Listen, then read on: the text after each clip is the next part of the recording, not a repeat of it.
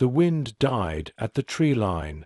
We'd driven from Fuji, Fuji a pale coin above the clouds, and then stood before a wall of black-green.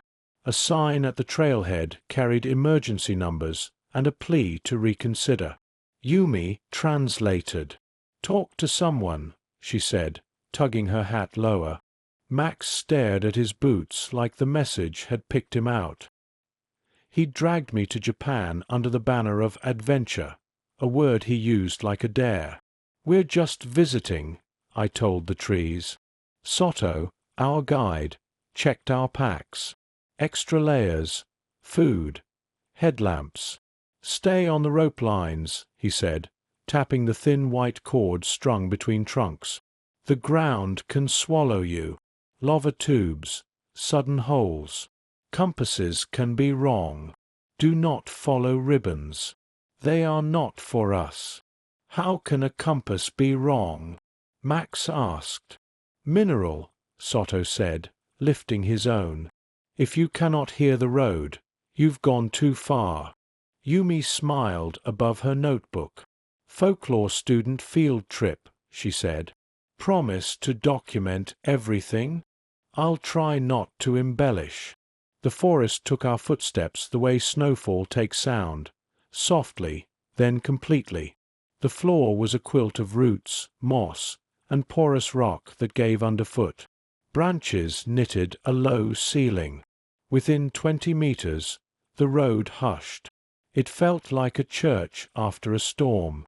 A ribbon hung from a trunk, faded pink plastic. Soto didn't look at it. "Not for us," he said. I kept my eyes forward and catalogued details. A child's glove in a crevice, a beer can crushed flat, the sweetness of rot. Any forest that sees enough people gathers the detritus of lives, I told myself. Max fell in beside me. "You believe in the ghost stuff?" "Not really." "Good," he said. "If we see anything weird, it'll be some creep hiding in here." "That's not better," Yumi murmured. Soto raised a hand. Silence rolled over us. He crouched, fingers brushing the ground. "Boar," he said, pointing to a crescent of prints. "Old. Stay alert." We walked on. Twice my foot found hidden cavities that swallowed my ankle and chewed my confidence. I learned to prod the earth with my pole before committing weight. Above the canopy, the light shifted from fog white to yellow. My phone showed 1 bar, then none. We paused by a stump sawed clean, rings dark as burnt sugar. Soto studied his laminated map, trails optimistic rather than exact. Yumi was jotting when Max stiffened. "Did you hear that?" "Hear what?" I asked, though I'd heard it. A thin-off key thread, maybe a person, maybe a bird with a sore throat. The sound drifted, stopped, resumed a few meters left. It could have been acoustics. Soto listened without moving his eyes. "Echo," he said, but his voice had lost a layer. "We keep walking." We did, and the sound followed for a minute like a tune someone couldn't remember, then vanished. Soon we reached a cluster of trees where the rope turned sharply right. That's where I saw it, a length of red cord looped low between 2 branches, leading into a side path as narrow as a fox trail. Soto's jaw tightened. "Do not touch it," he said. "We stay on the main line." "Understood." We nodded and moved on. After 10 steps, Max stopped me with 2 fingers. "Look," he breathed. He was pointing at the ground just beyond the red cord. In the churned leaf litter, a single footprint faced back toward us, heel to toe, as if whoever made it had been standing there, waiting. We camped at dusk where 2 boulders shouldered each other into a hollow. The trees here were packed so tightly that even the moon would struggle to squeeze through. Max lit the gas stove with more bravado than skill, the hiss echoing like a secret. The noodles tasted of salt and metal, but the warmth was welcome. Soto ate little. He sat with his back to a trunk, eyes moving through the dark as though counting something invisible. Yumi scribbled under headlamp glow. She had pages of neat kanji, and when she caught me watching, she grinned. "I'll trade you notes for stories when this is over." "When?" I said, trying to make it sound certain. The forest felt alive in a way that pressed on the skin. Branches shifted though the air was still. Sometimes the silence was so heavy it seemed to buzz, and then a noise. A laugh, thin and strained, threading through the trees. Max's headlamp jerked up. Soto's hand flicked to his knife. "Wind," he said flatly. "Eat." But Wind didn't laugh. Later, after we doused the flame, we crawled into tents. The nylon walls magnified each sound, leaves cracking, something pacing just beyond the glow of our lamps. I told myself it was boar, foxes, the forest's normal chorus. Then, sometime after midnight, came the slow scrape of fabric. Not outside my tent, under it. I lay rigid, counting breaths, until it stopped. Morning broke grey. My boots were damp, though I'd left them inside the vestibule.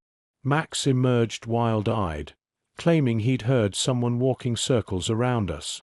Soto only said, "Dreams." We packed quickly. The rope led us deeper, the ground heaving in frozen waves. At a clearing we found the remnants of a camp, a half-collapsed blue tent, its zipper rotted. Inside lay a sleeping bag, flattened but recently disturbed. Next to it was a notebook, pages swollen with moisture. Yumi's hands trembled as she opened it. English scrawled across the top of one page. "If you hear them call your name, don't answer." The rest blurred into water-stained lines. She turned another page. "Follow the red cord. It leads back. Don't trust the ropes." We stood silent, staring. Max shifted his weight. "Someone's messing with us. Could be staged for tourists." Soto shook his head. "No one makes camp this deep and leaves without pack or shoes." Yumi hugged the notebook to her chest like evidence. "We should go back." "No," Soto said firmly. "We finish circle. It is shorter. Safer." But safer felt hollow when the rope line turned, and every path looked the same. My watch said we'd been walking 3 hours when we came upon another ribbon, blue this time, fluttering from a branch. Beneath it lay a scarf, faded plaid. No dust, no mold. Recent. Max crouched, running a finger along the damp fabric. "See, somebody's ahead of us." "Then where are they now?" I asked. The forest gave no answer, only the faintest rustle, as though something had just stepped back into the shadows. That evening, as the light failed again, Yumi showed me the last legible line from the notebook. "If you find this, you are not alone." She whispered, "I think someone's still here." Max snorted. "Yeah, and they're having a great time screwing with us." But later, when we crawled into our tents, I heard him muttering to himself. Not prayers. Just my name, again and again, like he was reminding himself I was real. And outside, almost too faint to be sure, the forest whispered it back.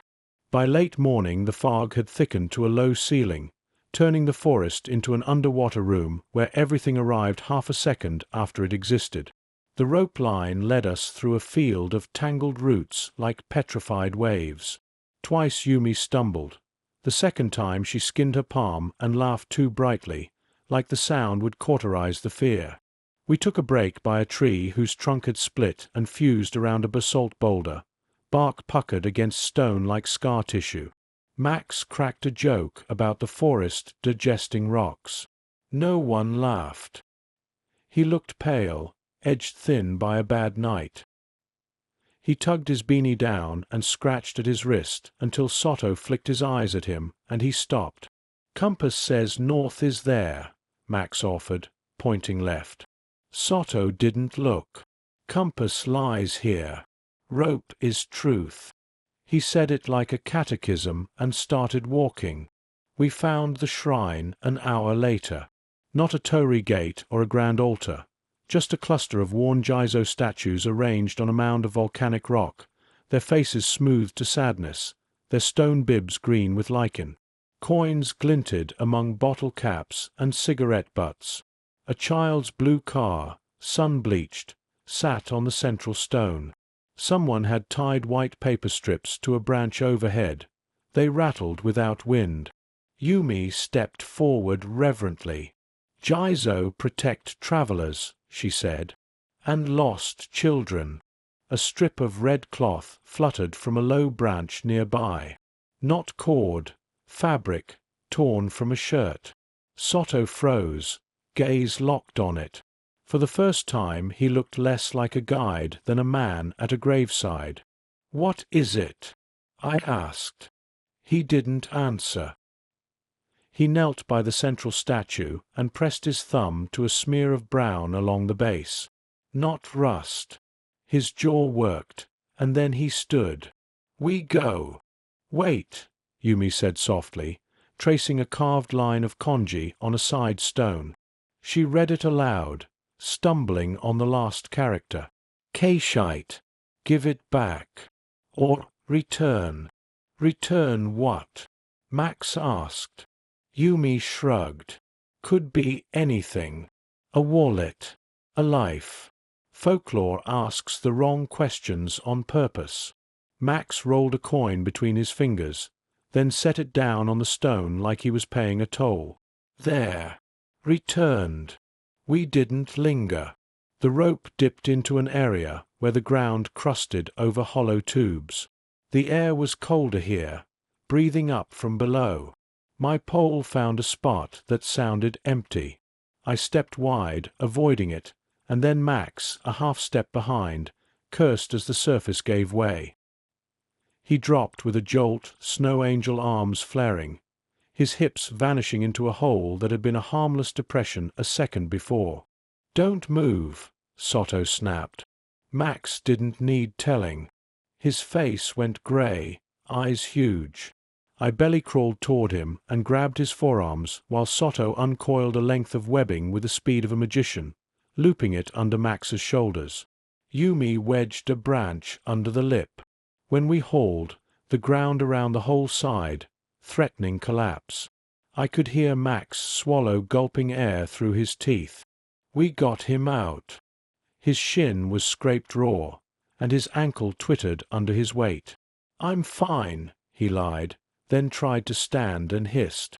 Soto tested the joint and shook his head. "We camp early," he said. "No choice. There is a shelter ahead." He hesitated, then added in a different voice, one that had to be pried out of him. "Old caving group built it. My friend." "You said we finish the loop," Max said through clenched teeth. "Loop is longer," Soto replied. "We cut across." "Cut across how?" I asked. "You said never leave the rope." Soto stared into the trees as if an answer might be hiding behind a trunk. Then he pointed to a red cord barely visible, threaded low between saplings, dusted with moss. "Not ribbon from a lost hiker. Thicker. Older." "You told us not to follow red cords," Yumi said. "This one I know," Soto said. "It is ours." He touched it with the back of his knuckles, like greeting a skittish animal. "It goes to the shelter." We followed, Max hobbling between me and Yumi. The red cord led us on a line that dared you to look away, under a fallen trunk glossed with slime, over a tangle where the forest floor sagged like wet paper, across a place where the air smelled suddenly of metal and rot. Twice we passed other cords, thin and bright as candy, leading elsewhere like veins branching. Soto ignored them all. "Who's us?" Max asked finally, voice smaller. "When you say it's ours?" Soto didn't answer. He kept his eyes on the cord, jaw muscle pulsing, and I thought of Yumi's translation, "Give it back," and wondered what people asked the forest to return. At dusk the red cord ended at a low concrete rectangle half swallowed by vines. The door stood open, rusted hinges yawning. Inside, a bench, a dusty crate, a shelf with 2 candles melted into lopsided ghosts. On the wall, carved with a key or a knife, were marks, tally lines in clusters, then a name in blocky English that raised the hair on my arms. Max. Yumi's headlamp jittered. "Did you?" Max shook his head, breathing fast. "I've never." Then, from somewhere outside and very near, 3 whistle blasts cut the air, clear, spaced, unmistakable, the international distress signal. Soto's face drained. "No one uses that here," he whispered. The whistle sounded again, exactly the same. 3 notes, patient as a call and response in a dark church.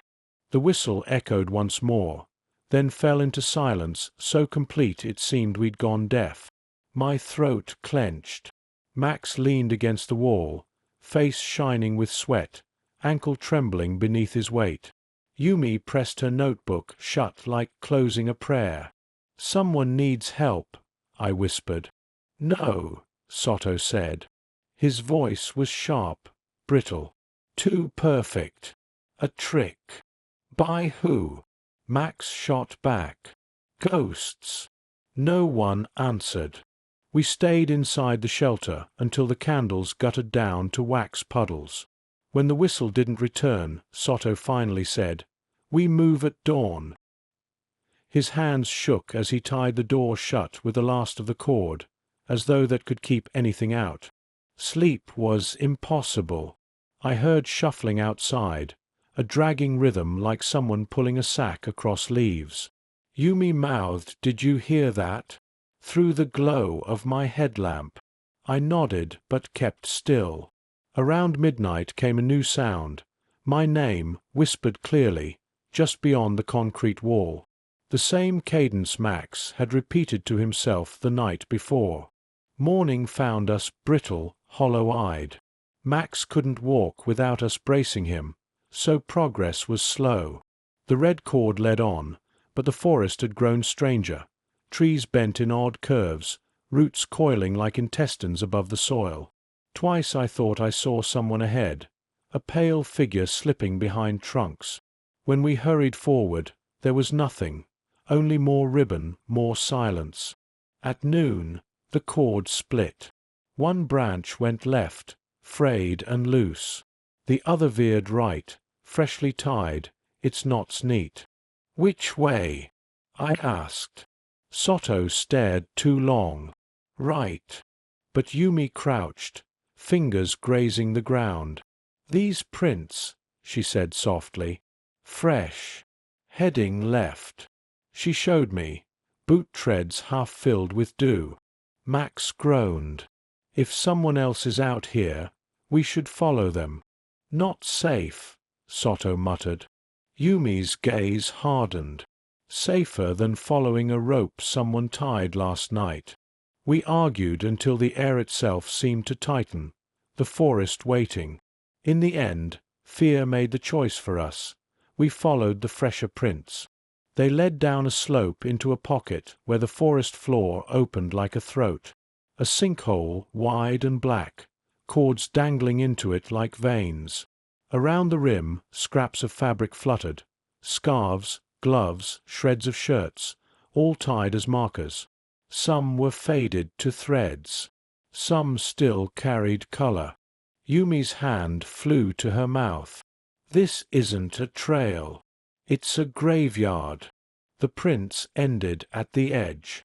No return. Max sagged between us, staring at the hole. "It's waiting," he whispered. His voice didn't sound like him. "For us to give it back." Soto gripped his shoulder hard. "Do not look. Do not speak." We turn around. We staggered back, retracing steps we could no longer trust. But as we walked, I realized the forest had changed. The rope was gone, every cord vanished, even the red ones. Only trees, endless and indifferent. For hours we wandered, circling, until exhaustion dropped Max to the ground. We tried to lift him, but he shook his head. "Go," he said. "It wants one of us." "No," I said. "We're leaving together." That's when the whistle sounded again. 3 blasts, closer than ever, directly ahead. Yumi grabbed my arm. "It's leading us out." We half carried Max toward it, branches clawing at our clothes. Through the trees we saw brightness, light, open space. A road. I stumbled forward, heart surging. Then I froze. The clearing held no asphalt, no signposts. Just another cluster of statues, the same Jizo shrine we'd passed before, but the offerings were different now.